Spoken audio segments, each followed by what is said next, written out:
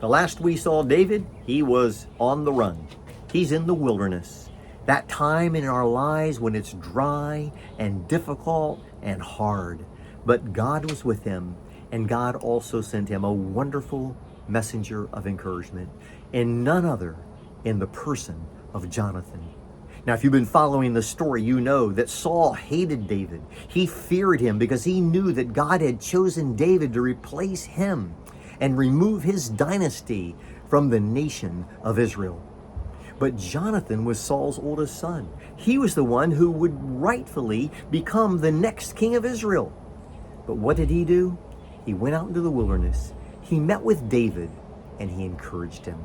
Listen to what he said in 1 Samuel chapter 23, verses 17 and 18. And he said to him, "Do not fear, for the hand of Saul my father shall not find you. You shall be king over Israel, and I shall be next to you. Saul my father also knows this." And the two of them made a covenant before the Lord.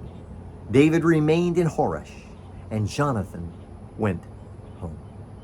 What I learned from this passage today is that God will send us the encouragement, the help, the support that we need.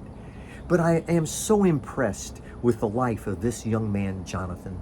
While he could have said to David, "This isn't right, you're taking my place," he was willing to say, "David, if this is the will of God," and I know it is, everybody knew. David had been anointed by the prophet Samuel to be the next king of Israel.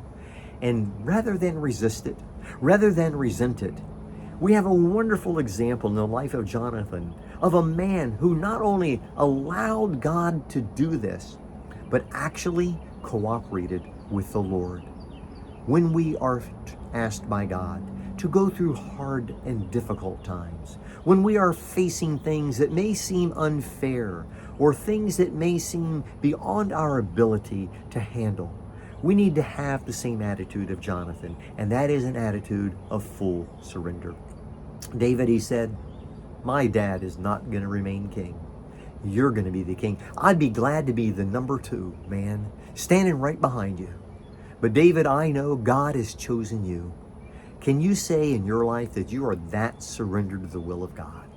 That you're willing to give up whatever He wants? That you're willing to let others succeed? That you're willing to let God put you through a period of time in the wilderness? Would you be that willing to surrender to God in your life?